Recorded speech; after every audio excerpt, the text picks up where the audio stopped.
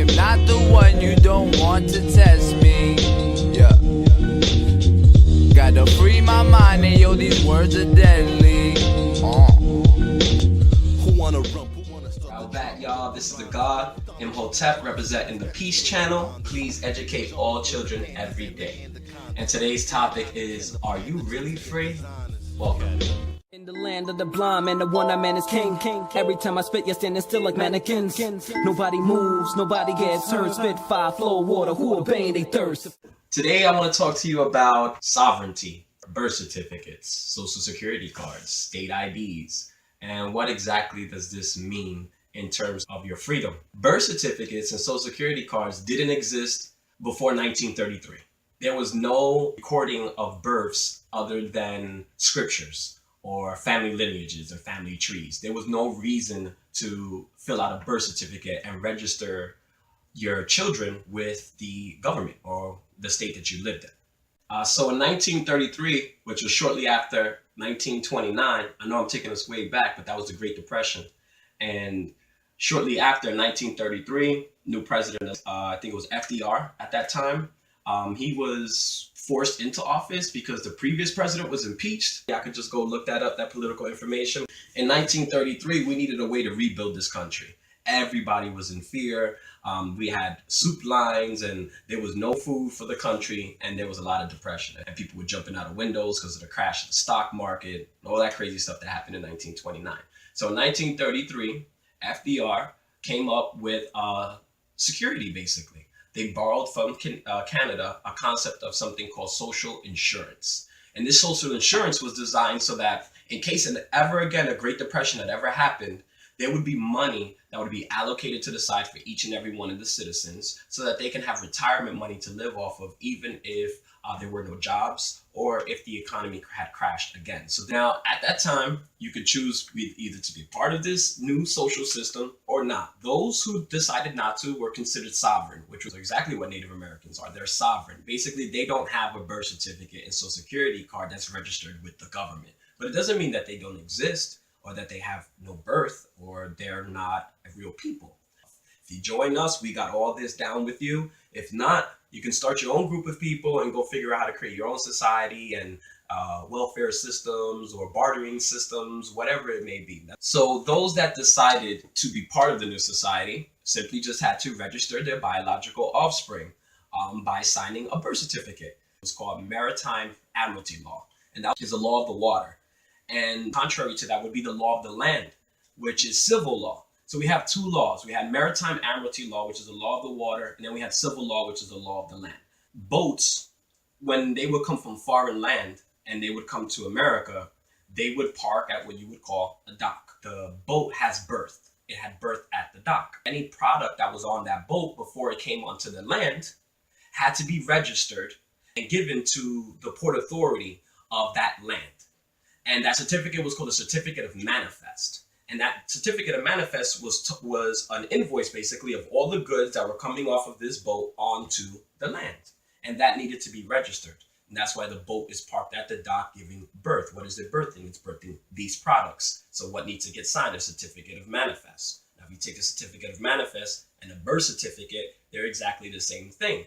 So what the government feels or states that since you come out of your mother's water, you are therefore under Maritime Admiralty Law and must be registered. Your mother must register her biological offspring.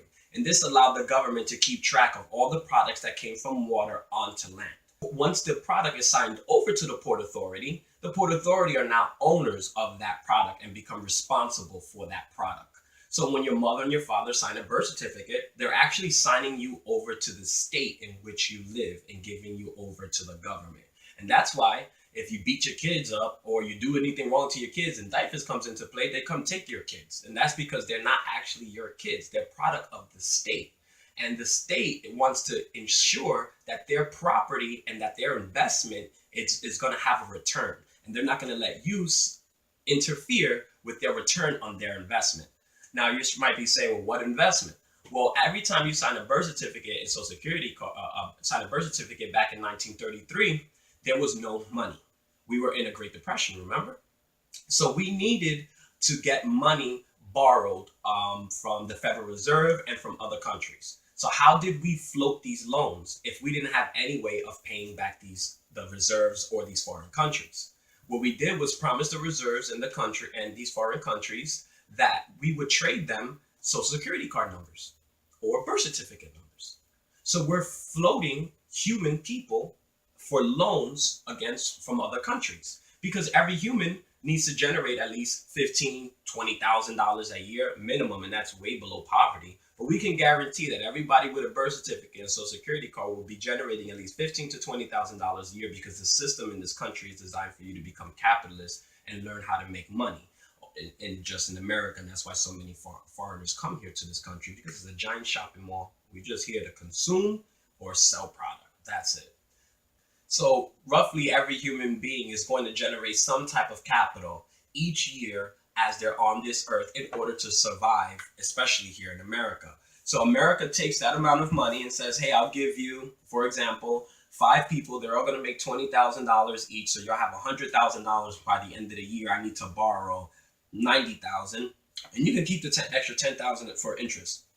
So we are all being traded and floated around in order for the country to be able to gain capital to rebuild the country up again. And that started in 1933. So still to this day, when everybody talks about, oh, the government's going to put the mark of the beast on your forehead or on your right arm, that mark of that beast has already been established. It's called the social security card number, and we all have one. Unless your parents didn't sign one when you were born, I can completely understand. I know security cards, a birth certificate, and social security card are only for those who willingly choose to be members of this society. So every time your parents sign this birth certificate, they're basically reducing your status from a human being to a business, to an incorporation. As soon as you sign a birth certificate, the birth certificate itself, if you look at your birth certificate, your name is spelled in all capital letters. And that's because the Constitution, the Constitution of the United States, a lot of people think that is a list of rights that are given to you. The Constitution is a list of rights that you have been endowed with by your creator. It cannot be given to you by a man. The only thing that you can or cannot do is choose to exercise these rights or not. But the government can't take the rights away from you, nor can the government give the rights to you. But you can willingly sign the rights away. And that's exactly what your parents do every time they sign a birth certificate. They're willingly signing your human rights away from a person, P-E-R-S-O-N. Now, you might need a Merriam-Webster dictionary for this, but if you look up person in a Merriam-Webster dictionary, it's going to identify to you as a human being. But if you look up the word person in a law dictionary, it means incorporation, business. So when a birth certificate is signed, you go from a human person to a business person.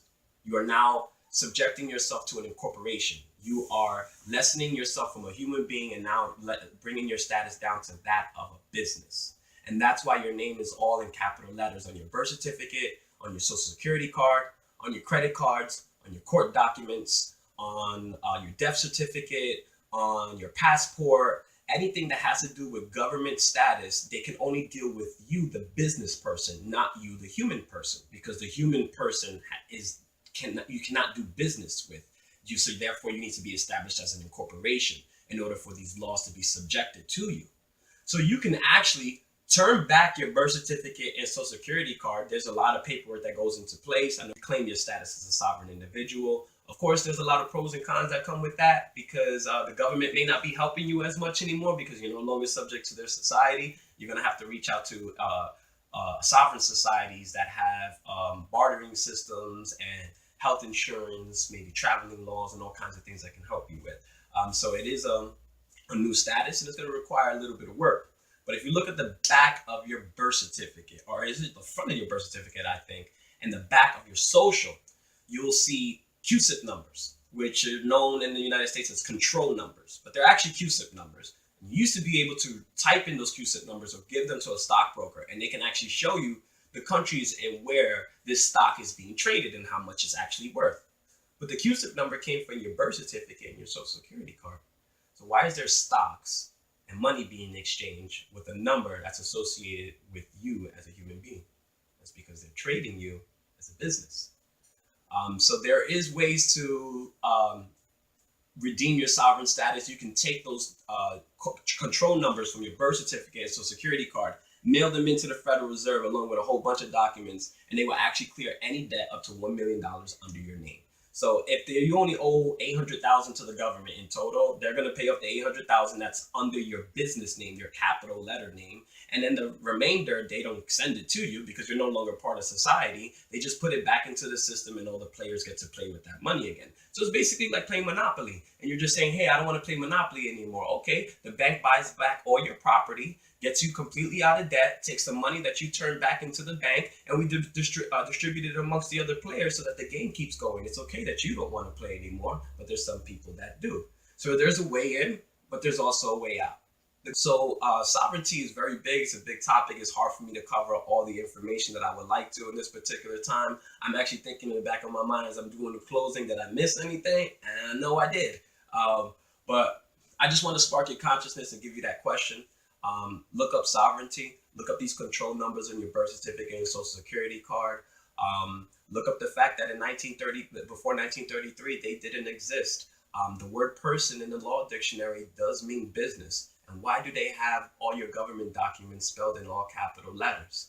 You know, this is all good stuff to research and just really think about. This is just food from thought, y'all. Imhotep signing off, representing the Peace Channel. Please educate all children every day. Peace. In the land of the blind man, the one-eyed man is king. Every time I spit, you're standing still like mannequins. Nobody moves, nobody gets hurt. Spit fire, flow water, who obey they thirst. Get your mind off that weak shit, it's been ill. We bout to bomb, yo, it is real. They never ask how the kids feel. The guns blast and the blood spills. So many years we on the run still. I am not the one you don't want to test me. Yeah. Gotta free my mind, and yo, these words are deadly. Who wanna rump? Who wanna start the drama with piranhas? Who Donald Trump is trying to send us back to where they found us?